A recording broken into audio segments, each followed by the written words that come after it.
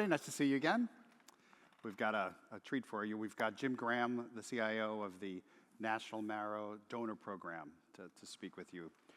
The National Marrow Donor Program is a global connector for patients, blood cell donors, and cord blood units, researchers, and scientific breakthroughs. It's a really cool organization.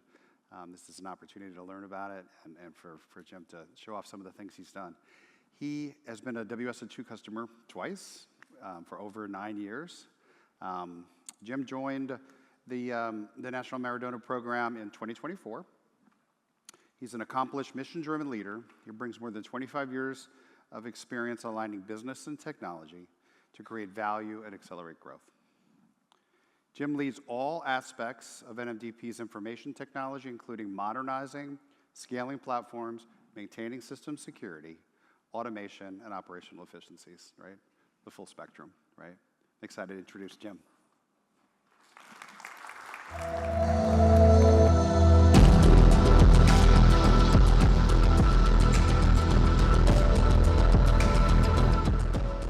Thank you, Brett, and good morning. Great to see everybody out here. Today I have the honor of talking to you about 3 or 4 different things. First, I'm going to give you a little bit about NMDP. We're a well-hidden secret, but we're saving lives daily. I get the ability to get out of bed every day and save a life. Not many folks get an opportunity to say that, and we are humbled by our mission, and I'm going to talk to you about that. I'm going to talk to you about our technology transformation. And we've got a lot of fuel in our fire. We are the engine that makes NMDP go. Our CEO likes to tell us that we are a technology company that delivers cells. And I'm going to talk to you about that. I'm going to talk to you about our NMDP and WSO2 partnership. WSO2 is a key partner that flows a lot of our information and makes our engine really go. And then I'm going to bring it full circle. I'm going to bring it right back to our mission. Let me start with a simple question. This is a deep question for lunchtime. If you had the power to step up to save someone's life, would you do that? You didn't think coming to a WSO2 conference that you'd be queued up for this sort of question. Thought this would be a good one to start it with. Oh. Our audio is not going to play. We'll fast forward. I'm going to give you the Reader's Digest of that. That was a father that went viral. His teenage son was diagnosed with a rare blood disease. And if not treated, it was going to be blood cancer and life-threatening. The father's name was Juan. The son's name was Max. And Max, and think of this, if you were come home and you're burdened with your son, your daughter, and all of a sudden you're told they have a life-altering disease that could be fatal. Teenager. And so Juan quit his job, went on a wide campaign, Good Morning America, connected with celebrities, and he's really been on a mission to help drive more and more individuals to donate transplants. And to ultimately find his son Max a match to help him with the transplant. Again, when you think of transplants in our world, you typically look at your own family first when you're faced with these challenges, but yet 75% don't find a match within their own family and have to come to National Marrow Donor Program. And I'm going to talk to you a little bit more about that. There's 8 genetic markers that really help us match patients and donors and be able to provide those cells to the patients. We'll talk a little bit more about that. Max's case, his genetic markers, he had a 14% chance of finding a donor. Fast forward, give you a little bit of an update. Max, great news. He is pending a transplant. It's imminent. And I just got that update before I walked on stage. And so thankful to pass that on, and we hope to hear more in the coming days. Again, it's super important as to what we do, and I'll get into a little bit more of the science and all of the data around that here in just a bit. So who are we? We're National Marrow Donor Program, better known as NMDP. We were previously Be the Match, if you remember that name. We were often confused with dating services. Change of name. But the real primary reason is you no longer have to be an 8 of 8 match. Some of the modern sciences that we're driving, you can be a 7 of 8, a 6 of 8, and still have the outcomes if you are transplanted. It was no longer a good name for our company, Be the Match. You no longer have to be a match. That's the reason for the change, as well as the dating service. It helped to get us out from that stigma. Our mission, we save lives through cellular therapy. We are very, very humbled. We're privileged. We get to help patients every single day. And we are, like I said, it's one of the best missions I've ever seen and been around. Our vision is to create a world where every patient gets their life-saving cell therapy. Our groundbreaking research is opening this up wider and wider, where patients that maybe didn't have a chance 3 years ago because they were looking for an 8 of 8 match, our research now says could be 7 of 8, it could be 6 of 8. It's groundbreaking. We are changing the world in terms of being able to transplant more and more patients and get them their life-saving cell therapy. When I say transplants, it's really taking cells. If you have leukemia, as an example, it's taking your cells, breaking them down, and really taking a donated cells from a selfless individual, collected in a bag. They take those cells and they move them into the body of the patient that has the disease or the cancers. They overtake these cells in that patient's body, and many folks live happy thereafter. Some have complications, but there's a lot that live long lives and fulfilling lives after. When we say transplant, that's exactly in a kind of a layman's term, that's what it is. It's very cool what we get to do. Every 3 to 4 minutes, someone in the U.S. is diagnosed with a blood cancer.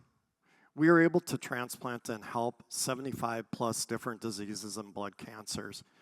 Nearly 150,000 patients we've transplanted in just under 40 years. It took us 34 years to get to the first 100, and in the last less than 6 years, we have screamed and got to 50,000 more in just 6 years. And our momentum is picking up. The last 2 years, we've helped more patients than ever in our 40-year existence. And when we talk about scale of technology in a bit, and we talk about data flowing and the rich set of data that we have on patients and donors and caregivers and physicians, researchers, we're sitting on a mountain of really helpful data to help patients in the future. WSO2, our partner, is really helping us to move that data to where it needs to be. Let me step back in time. This all started in 1979. Laura Graves, the young child of Dr. Graves, started out her young childhood, and she was diagnosed with leukemia. And Dr. Graves, at that point in 1979, was really after, how do I help my child? Very personal. He wasn't going to take a death sentence. He went for a transplant, first in existence in 1979. And it helped Laura to live a little bit longer, not to a full life, but she helped to live a little bit longer. Fast forward to 1987, National Marrow Donor Program was born, and we now have the U.S. registry for donors, and we've got 9 million folks on that donor registry. It was helped by the Navy, U.S. Congress, Dr. Graves, and many others to get us going. That was almost 40 years ago. Today, we are a global nonprofit leader in cell therapy.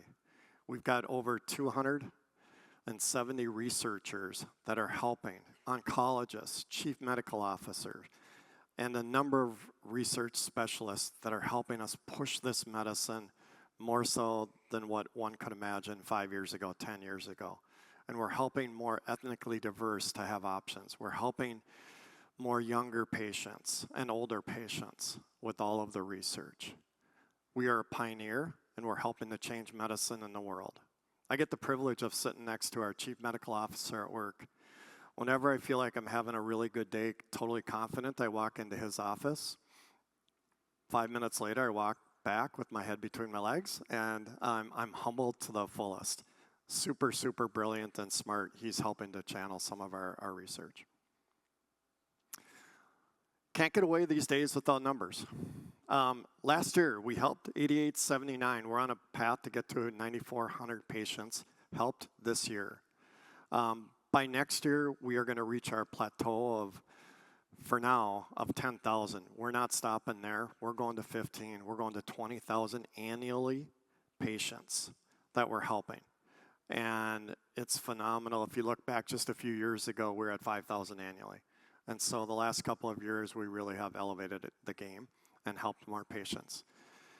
We have access to 42 million donors. I mentioned we have 9 million on the US registry. There's international registries that we're connected with. So if a patient is brought to us through a transplant center, a cancer facility, and they're looking for options, we'll look at our 9 million in the US for options first here. If there's not a match, we will then bring in the additional 33 million from international registries. Sometimes the donors will come from Egypt, Poland, Mexico, wherever it might be. And we're going to go through every hoop that we can to help the patients. And that's really our mission. We've got 195 different clinical studies that are in place right now to help with patient outcomes. We want to make sure that we're doing everything possible to help with patients. And the success rate continues to climb every year by these clinical trials. We're sitting on a pile of data, 750,000 transplants. When you go through a transplant in the US, you are required to send us your follow-up visits to your transplant physician. Every visit that you go through, we receive data. And really it's meant to help future patients. We're helping with the matching algorithms. We're helping with medicines. We're helping with, where to go to get the best treatment, et cetera. So all of that data is really a rich set of data that's helping the future. We reduce barriers for the patients. We provide resources. It's not cheap to get a transplant. Sometimes it takes 2 to 3 months, and you have to go live somewhere else. We're helping those patients. We're providing financial assistance. We're raising funds. I've talked about our research. We have an affiliation with the Medical College of Wisconsin. We are headquartered in Minneapolis. We have an affiliation with the Medical College Academic Center in Wisconsin, and through that partnership, we're driving a lot of research. And we're helping to find and navigate clinical trials, as I mentioned. Dedicated resources for caregivers. A lot of times when you're going to transplant, one of the first things the doctor will ask is, do you have a caregiver that can spend a couple of months with you, navigating the system, helping you get to your appointments, helping you with your emotional journey as well. And those caregivers play a super, super important role, and we're giving them the help and support that they need as well. And then, as I mentioned, we're developing new gene therapy methods as well. All right, let me drop this down into tech. You guys are at a tech conference. I'd be remiss if I didn't start to talk about tech. Tech is the engine that drives this organization. And as we talk about the growth over the last couple of years, a lot of that's been spurred by our technology. Some of the major components, and if you think of our transplant ecosystem, we are that global matchmaker. Patients are brought to us. We will help to find a donor and everything in between, as I just started to allude to. Let me start with registry. Again, we operate the US registry, 9 million, and we're typically looking for, with the best outcomes, it's 18 to 35-year-olds. I know when I started the organization a couple years ago, I went, yeah, put me on the registry, and I was told, maybe not so much, but you can help and support. And so we're really looking for 18 to 35-year-olds. As I mentioned the research, all of the research that we've done really provides us data that says in that age group, the transplants are best suited for 18 to 35-year-olds with those healthy cells. And that's really what we're targeting today to get onto the registry. Match, we are brought patients on a daily basis, and depending on the disease types, there's 75 or cancers, we go through matching algorithms driven by AI, driven by the outcomes database and all of the outcomes previously. And we'll go through and we'll provide options back to the transplant centers. There's 180 transplant centers in the US that bring us these patients. And think of them again as cancer doctors and other sorts of doctors that bring us these patients. And they're looking for transplant options. We will put them through our matching algorithms and we'll find them the best matches. Again, either with the US donor registry that we have of the 9 million or the international registries. We'll provide options back to those transplant doctors. They will then select and work with their patients. We'll facilitate the process once a donor is selected. Again, a donor is a selfless individual donating cells. Think of it in that 18 to 35 age group. We will contact them and say, you've been selected. Some of them, it may have been 5 years, 2 years, 20 years from the time that they've been put onto our registry. We have to then work with them and get them to donate their cells and get them to say yes. And there's some challenges, obviously, with where we're at today. Mental health challenges, taking off work, Gen Z, as you're talking about this age group. And so there's challenges in getting them to actually say yes after they've committed to being on the registry back, may have been a few years ago. We'll facilitate that whole process, white glove treatment, get them to the extract centers. apheresis centers is what they're called, where they actually collect the cells into a bag. Think of it as a blood bag. We then will have a courier that's waiting when those cells are collected. And the couriers, again, are selfless, not paid, most of them.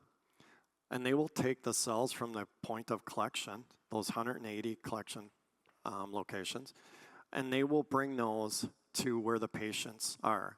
Patient could be next door, next state, possibly next country, and they will bring those cells. Had an opportunity to go with a courier last fall. Out in Seattle, we collected the cells, put them into a temperature-controlled cooler. So everything is high quality. Jumped on a plane, brought those out to California to a cancer facility, handed those off at 9 p.m. at night, and at 10 a.m. the next morning, they were in a patient. Don't know who the patient is, and we won't know because of PHI. Sometimes the patients will want to meet the donors, and then we'll connect those. But it all came full circle. It was really a cool experience to see it all happening. Got to talk to the donor. Donor was an 18-year-old from Denver. His uncle had leukemia back a few years ago. He wanted to get back into his part. Research, I've talked about research. I won't dive that any deeper, but we are the global matchmaker that brings this all together, the global connector. As you would imagine, there's data that transpires all of this, and I'm going to talk about that here in a little bit. Here's some of the numbers. I've covered off on some of those previously. Time-sensitive, critical data must be seamless. I'm going to drop down into now our partnership with WSO2. We've been partnering with WSO2 for 9 years, and really they're helping us deliver that data across that ecosystem seamlessly. They are the common language that transpires the gigabytes of data, the terabytes of data that transfer our organization. It's got to be speed, it's got to be highly secure, and it's got to be scalable. Why does this all matter? We did 33,000 flights last year. 100% of our transplant data and those cells that we collected were delivered in the US in less than 24 hours. Very, very time sensitive. Every minute counts. Every second counts. 0 products delivered in over 72 hours globally. Going to Europe, going to India. Wherever it is, we're less than 3 days. Seconds are counting. And then we had over 28 hours of couriers. The couriers have very rigorous training as they're delivering the cells, checking in, checking out, making sure that the temperature is right and everything in between. All of this is wrapped by data. Bring it more locally down to WSO2. WSO2 is our platform that helps us throughout all of this. The partnership that we have, we couldn't do it without WSO2. Secure and compliant, observability. A lot of this stuff you've heard in the last couple of hours here, and they do a much better job. You've got authentication. We're moving secure data, highly sensitized data. And with our APIs, our integrations, all of this is done in an open source platform. We have developers that are sharing back as well, which is really cool. And a lot of this is made possible by our partnership. Integrations are core to what we do, as we talked about some of the key processes: donor registration, lab typing, transplant, center integrations, case management. You go on to managing the connections, security. We couldn't do this without the highly secure aspects that we have: centralization supports, common models, FHIR APIs. It's all wrapped up, and our data is going. And you'll see this in a slide or two, but we have 5 million transactions on a daily basis, all flowing through our WSO2 environments. Again, we're nonprofit, fairly small, 2,000 employees-ish, another maybe 500 consultants that help us out, but we are managing large amounts of data. Patient journey, we have our matching algorithms. I won't get into all of this today, but our matching algorithms are using AI. They're using WSO2, and making sure that as patients are brought to us, that we're using the best mechanisms possible. HapLogic is our serverless matching algorithm, as mentioned. We have highly integrated services and technologies that common thread as we traverse some of our older legacy systems out to the transplant centers, internal to some of our other applications, and sharing to our operational teams that are managing all of this. HLA typing. The common backbone to all of this is the data and the WSO2 interfacing that's helping with all of this.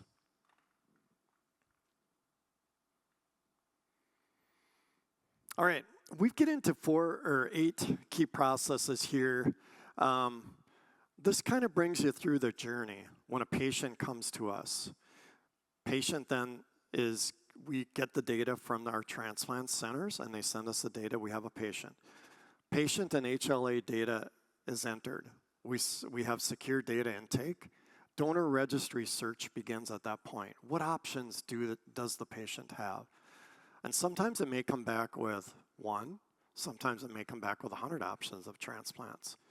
We will then take and we'll look at which of the options are best and present that back to the actual doctors. Doctors make the decisions. We don't. We will present them the data. And a lot of that is happening, again, through our WSO2 pipelines. Donor evaluation, donor selection, pre-transplant coordination, and outcomes and research. A lot that goes on, obviously. But again, the common interface, the common language between us from end-to-end platforms, internal to our organization, to the transplant centers and academic centers, a lot of that's being handled by WSO2.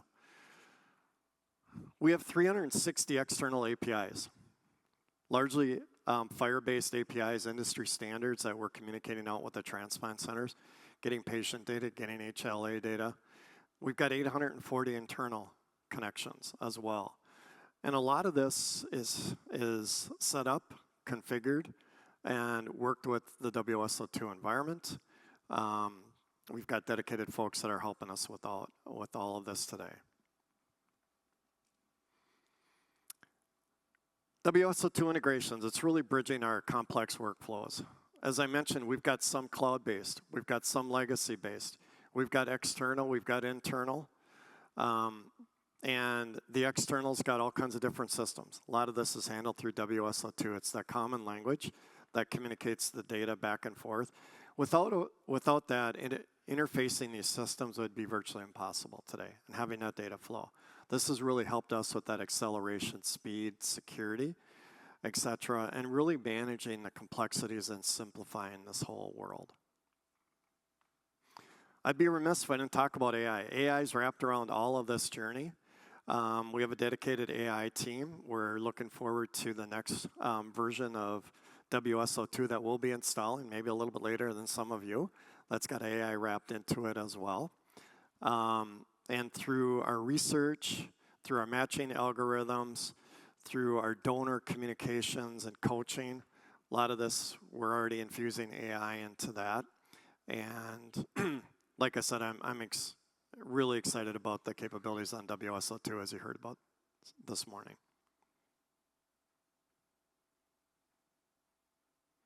All right, I'm going to bring this full circle. And Nancy's my wife, my partner, one of my best friends, and I enjoy every moment that we spend talking about things that have happened to us and that will happen to us in the future. Primarily, I'm a painter. The composition, the color, the arrangement of things in a painting are what appeal to me most. Dennis, my husband, and I had just come back from a month-long trip to Italy, and I noticed almost immediately that I was developing bruises everywhere, and that's when I was diagnosed with aplastic anemia. I was told that they would do the ATG treatments that would stop my immune system from destroying the blood cells, and that I would be put on medication. And I was told at that time that the medication typically was effective for 5 years, but that I was not a candidate for stem cell transplant because of my age, and I was 68 at the time. They were right. The medication lasted, it was just short of 5 years, and it started to make me very sick. The conversation with the doctor at the point that I was not taking the medicine anymore, but obviously was still having a lot of trouble, was very interesting. I remember talking to her on the phone. She said that they had taken my case to the tumor board, which I love that expression. And the recommendation of the physicians on the board was that I would have a stem cell transplant. And I said, oh, that's interesting.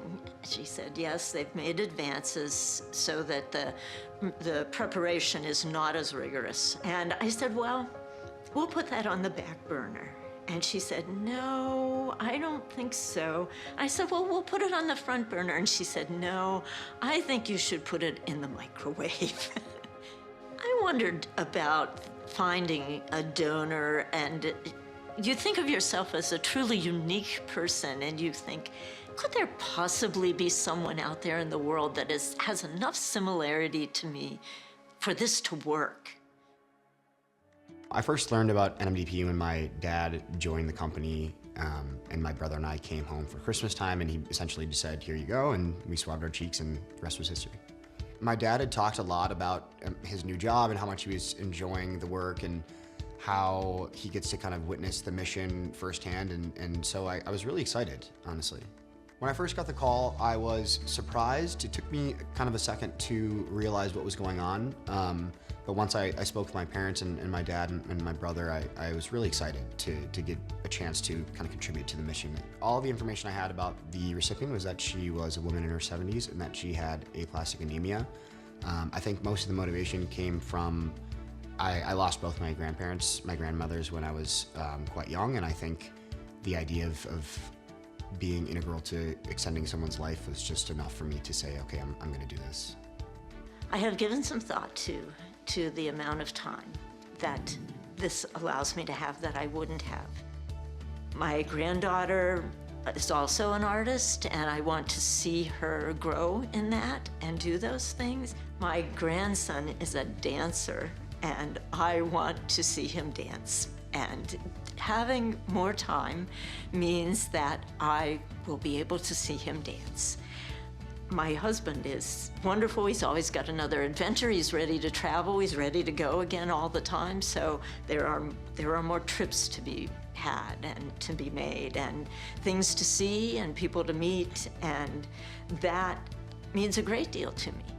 I think the overarching kind of feeling I have about the donation is that, you know, everybody who I've spoken to knows about what I've done. Everyone in my family in NMDP has said, wow, you've done such a great thing. Like, thank you so much. And while I appreciate all the kind words, I think the real work is done by the NMDP employees.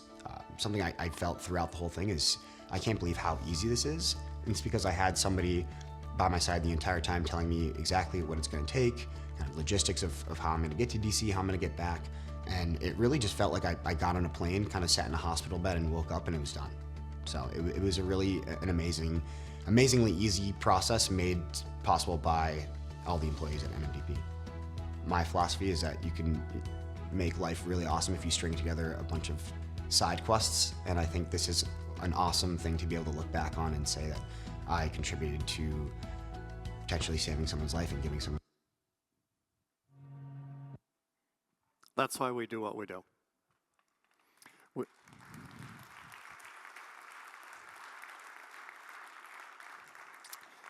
We had the privilege of having both Nancy and Shay together on our stage at an all-employee meeting last week in Minneapolis. When we do those sorts of things, and this happens on a fairly frequent basis, we put Kleenex at every table. When they first meet, it's just priceless. But again, we are on a mission to help 10,000 patients annually by next year. And we're not stopping there. We want to make sure that we help 15,000, 20, et cetera, as we go forward.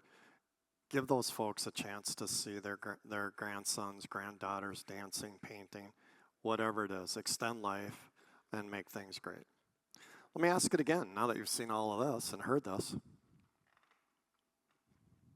Are you ready to join the mission to help us save? You can donate, you can give, you can be a transplant donor if you're in the age groups that we're aspiring to attract. There's multiple ways. With that, I appreciate WSO2 and the leadership for inviting me on stage to tell you a little bit about NMDP and the strong partnership that we have. Thank you.